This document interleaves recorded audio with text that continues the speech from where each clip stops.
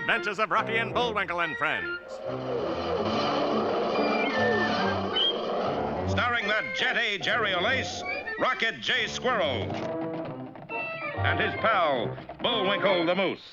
Hi, glad to see you again. Likewise. We got some great things on the show today. Like what? Like what? Well, you ought to know, Bullwinkle. You're in some of them. Well, let's get started.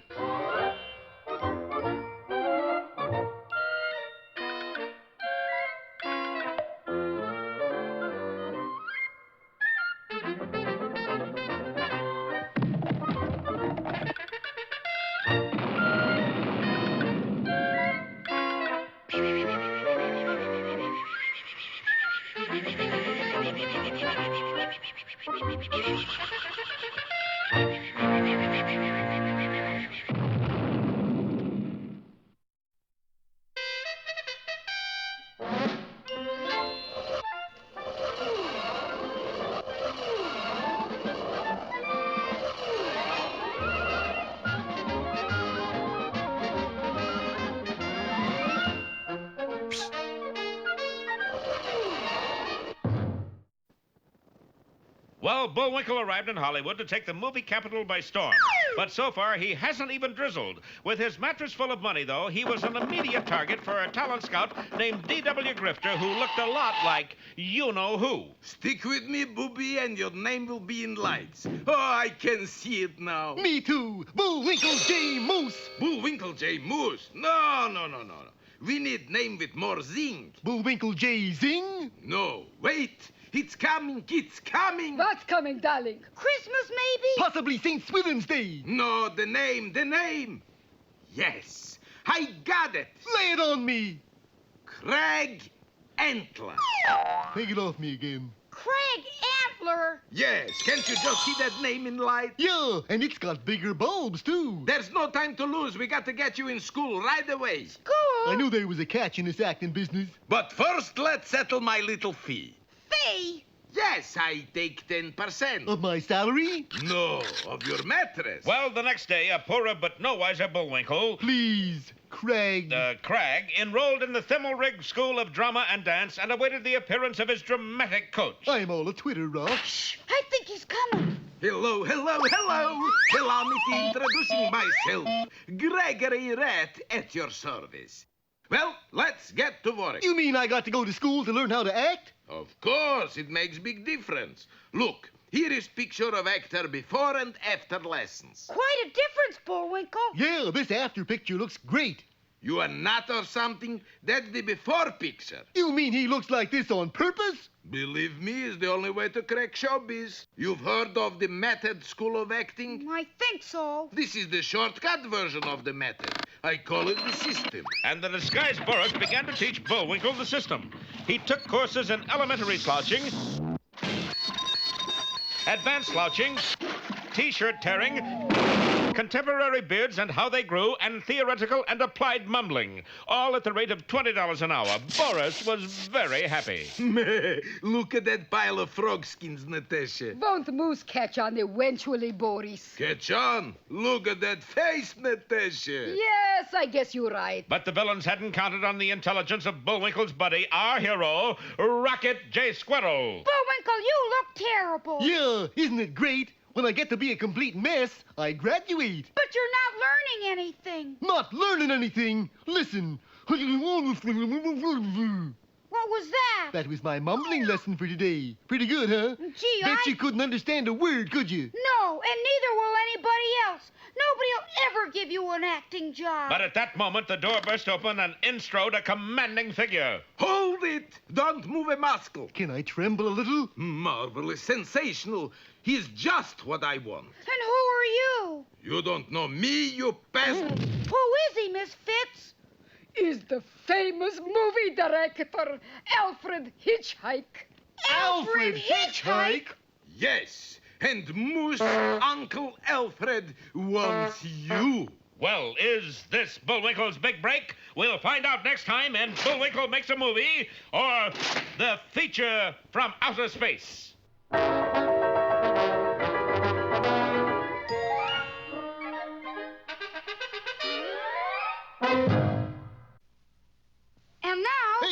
Hey! Watch me pull a rabbit out of my hat. But that trick never worked. This time for sure. Presto! Well, I'm getting close. And now it's time for another special feature.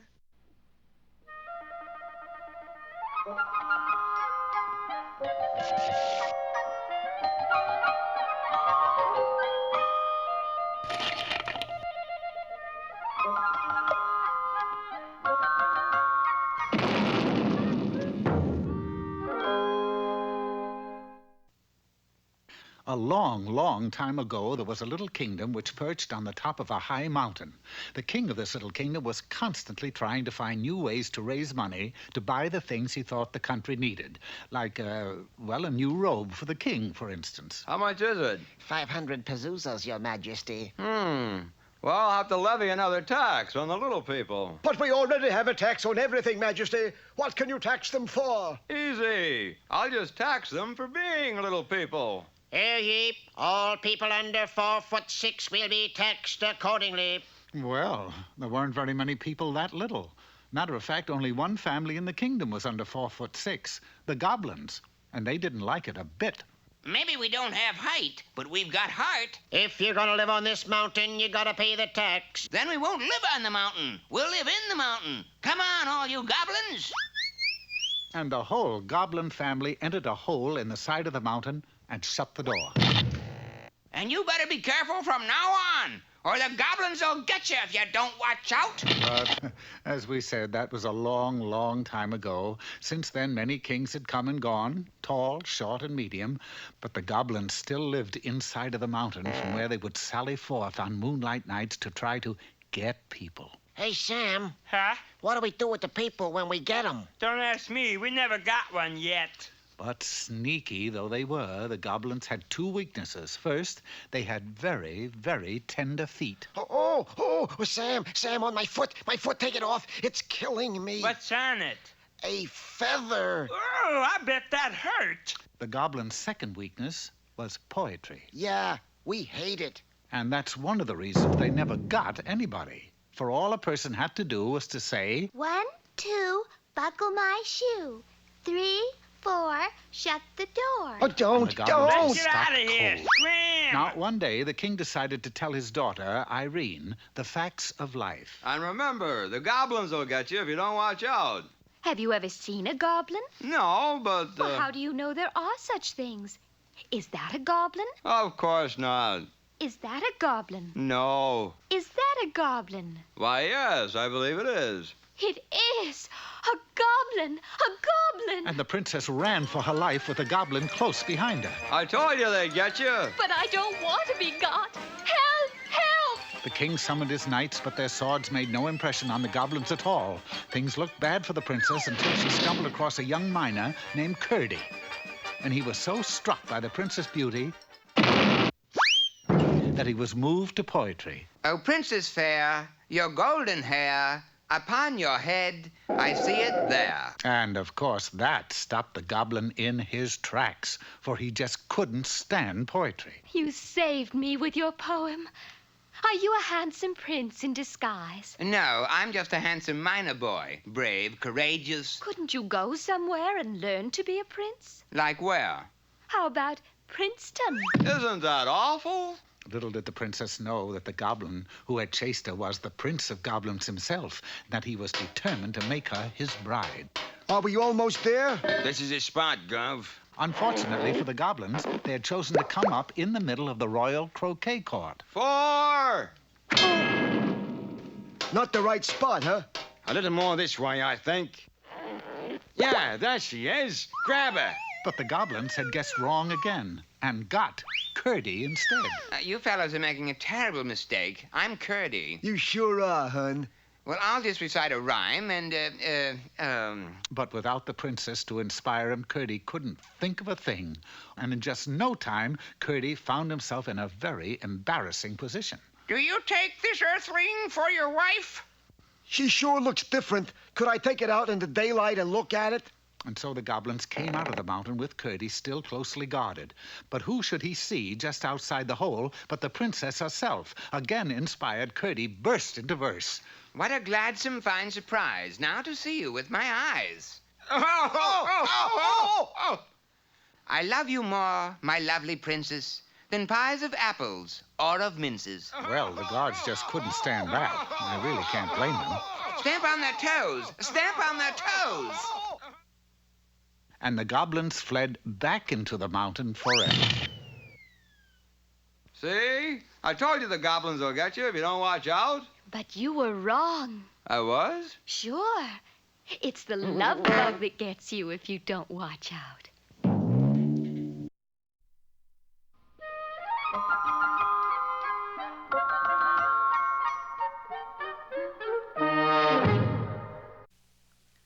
It's guest speaker time at the Bullwinkle and Rocky Fan Club, and here to discuss how to get elected is that well-known political expert, me. Oh, boy, if that's political expert, I'm Little Miss Moffat. The first step in getting elected is to get nominated. We're now open for nominations. I nominate Captain Peachfuzz. Thank you, Rocky, and I nominate you, too. Is Regular Mutual Nomination Society. Any more? Queen Marie. But she doesn't belong to our club. So we lower our standards a little and let her join. Any more nominations? So far, it's Rocky, Captain Peachfuzz, and Queen Marie. Bullwinkle. Thank you, Rock. I accept the nomination. Nominations are now closed. Now the rugged campaign starts. Speeches, rallies. And so, my friends, I ask you, do you want honest leadership? Yes! Do you want intelligent leadership? Yes! Do you want Bullwinkle Moose? No! Funny, it says yes here. How am I ever going to win this election? Bullwinkle and Rocky Fan Club. Bullwinkle, did you vote yet? Yeah, I'm the first one here. Congratulations, you win by landslide. How's that again? Look out window. A landslide is blocked only road to clubhouse. Nobody can vote but you. Then you mean Rocky won by a landslide. I voted for him.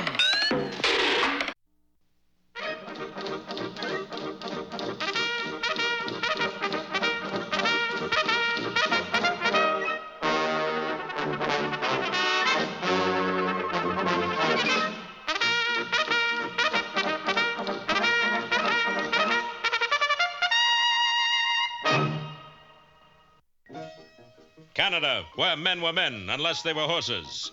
And it was here in this secluded valley that Canada's most valiant steeds roamed wild and unfettered. It was from this vast herd the Canadian Mounted Police selected their mounts. Well, Do-Right, I see you got yours. Yes, Inspector. He's a beauty. Palomino, I think. Tell me, what is that hanging down from underneath? An extra saddle, Inspector. The Mountie sitting on the cow is our indefatigable hero, Dudley Do-Right, decathlon champion of the 1904 Olympics, which were not held that year. Well, sir, if you'll excuse me, I think I'll take Whirlwind here back to the post and give him a brushing down. You do that, Do-Right. For 2 weeks, Dudley put his noble steed through a rigorous training course. Jumping, trotting, saluting, everything that was required of a Mountie horse. It wasn't until the animal gave 14 pints of milk that Dudley became suspicious. Inspector? What is it, Do-Right? I think my horse is sick. Luckily for all concerned, one of the Mounties was an ex-veterinarian. It was he who labeled the horse a cow. Do-Right, we are in trouble. Colonel Crimcrammer is due here tomorrow. As usual, he wants his Mounties to be mounted. Don't you worry, sir. I'll be on a horse. Colonel Ogden Crimcrammer was at that very moment aboard the Saskatchewan Express. On a vacation, Colonel? No, going up to inspect the Mountie post. Got a few changes to make. This is where our plot sickens, for directly in back of the colonel sat that black-hearted rascal Snidely Whiplash. Egad, this situation is positively rampant with evil ramifications. I beg your pardon, Colonel Crimcrammer, but the engineer would like to have a word with you. Oh, really? Where is he? In the last car. The colonel was already in the last car, therefore when he left it, he left the train. Whiplash, posing as Colonel Crimcrammer, appeared at the post the following morning. Good to see you again, Fenwick. You've changed, Colonel. Last year you were 6'3". Whiplash was about to come up with a reason why he had shrunk when his beady eyes ran down the line of men and focused on Dudley. I must be seeing things. There's a Mountie sitting on a rocking horse. Do-Right. It was the only horse I could find, Inspector. Steady, boy. You'll have to excuse him, Colonel. He's just getting over a case of hoof and mouth. Get off the rocker, Do-Right. Do-Right is the only man here who anticipated my new regulation. What new regulation is that? This one. And Whiplash hastily scribbled an order stating that henceforth all Mounties would ride rocking horses. Naturally, when the criminal element heard of this, they ran wild. Inside of a week, Canada was in the grip of an unprecedented crime wave. Do right, the Canadian National Bank has just been robbed. Go get him. But it was a little difficult to go get him when your horse merely rocked back and forth. Hours passed, and the situation grew more tense. Any sign of the bank robbers, Do right? Not yet, Inspector, but I'm on their trail. At that rate, the only way a criminal would be caught was if he happened to come to the post, which is exactly what happened. The bank robbers, loaded with Canadian clubs and carrying sacks of money, darted inside the gate, hoping to use the post as a hideout. Luckily for them, they blundered into Dudley. You men see any bank robbers? They were too shocked to answer. Never mind. I'll get them anyway. Onward, boy! Onward! The gang proceeded to take the post over. They overpowered every Mountie they saw, including Inspector Fenwick. It is getting dark, faithful steed. We must return to the post and report. The bank robbers, having bound and gagged everyone, were contemplating passing the time with torture. I say let's make them watch television. Yeah, turn on some commercials. Before they could carry out their fiendish designs, they were interrupted. Would you mind telling the inspector that my horse and I are still looking for the bank robbers? Oh, there's the inspector. Pardon me, sir, but... Yes, I agree, sir. It is cool in here. I'll throw some wood on the fire. But in the dim light, our dimwit threw not firewood, but firearms. Seconds later... It's the compass! And when the smoke of battle cleared, Dudley stood alone, victorious. It's a lot warmer in here now. The gang was carted off to prison. As for the Mounties, they had no time to relax, for the real Colonel Crimcrammer arrived and proceeded with his inspection. Well, Colonel, as you can see, every one of my men is groomed to mount his specification. Yes, but there are some changes I'd like to make. Oh, what did you have in mind? Well, to start with...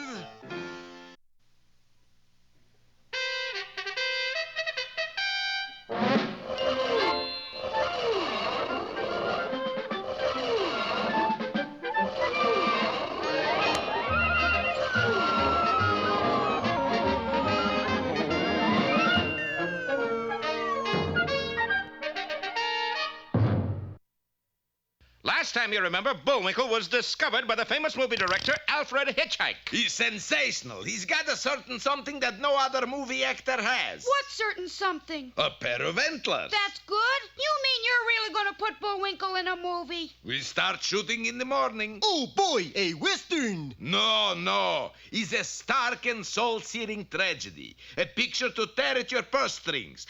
Heartstrings. What's the name of this picture? The Last Angry Moose, starring Craig Antler. That's me. Directed by Alfred Hitchhike. That's you. Produced by Bullwinkle Moose. Hey, that's me too. What does a producer produce? He produces money. And so Bullwinkle's mattress got lighter and lighter as the moose paid for a studio, a spotlight, a camera, and even a chair for Alfred Hitchhike. Okay, quiet on set. Roll 'em. You can't do it, Commander. It's murder to send up a orange in a crate like that. Cut.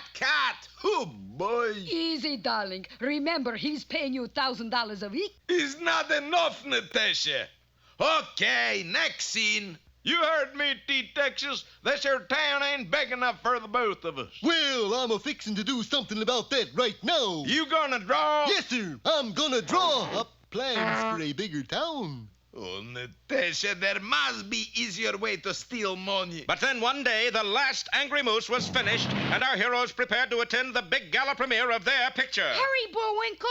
Rocky, it's gone. My money mattress is gone. Oh, who could have taken it? Who, indeed, but your fiend and my fiend, Boris Badenoff, who was at that moment heading for the border. But, darling, why did we steal mattress? Moose was giving us the money. I just couldn't face another day of watching him act. Meanwhile, our heroes, rumpled and dejected... That's Rocky and Bullwinkle. Oh, well. Anyway, they arrived late at the theater just as the picture was ending. Don't get too close, Rock. You'll get your feet wet. What do you mean? It's a pretty tragic tragedy, you know. So when these doors open, there's going to be a flood of tears. But when Bullwinkle opened the theater doors, he heard... Rocky, they're laughing at the ending. And that's the saddest part. Yes, even the sight of Bullwinkle's plane being shot down in flames by a band of marauding Apaches... Even this didn't make the audience cry. Instead... Well, it seems that Bullwinkle had inadvertently produced the greatest laugh hit since Tilly's Punctured Romance. Last Angry Moose, smash hit! Atlantic Buffo at box office. And here's my latest exclusive. To coin a phrase, a star is born. Yes, Bullwinkle's picture caused a sensation, all right. Almost as big as the sensation when its star, Crag Antler, disappeared. X-ray Crag Antler disappears! Movie star in quick fade out. And here's my latest exclusive. To coin a phrase, a star is gone. Meanwhile, back in Frostbite Falls, Rocky was speaking to his pal who reposed on a brand new mattress full of brand new money. But gee, Crag. The name is Bullwinkle. Don't you want to be a famous comedian and make hilarious movies? Nope, it's just not fitting. What's not fitting? Well, you go to all that work and then people laugh at you. And so as the sun sinks slowly behind our threadbare plot, we leave our heroes. Be with us next time for the further adventures of Rocky the Flying Squirrel.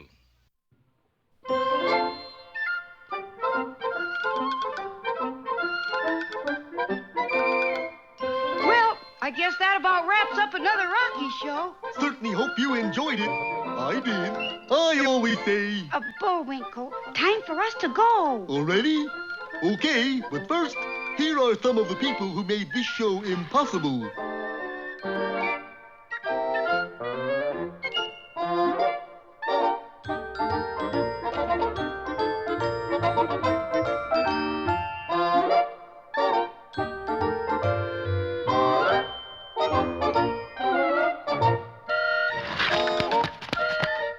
That's not all. The fingers get tired.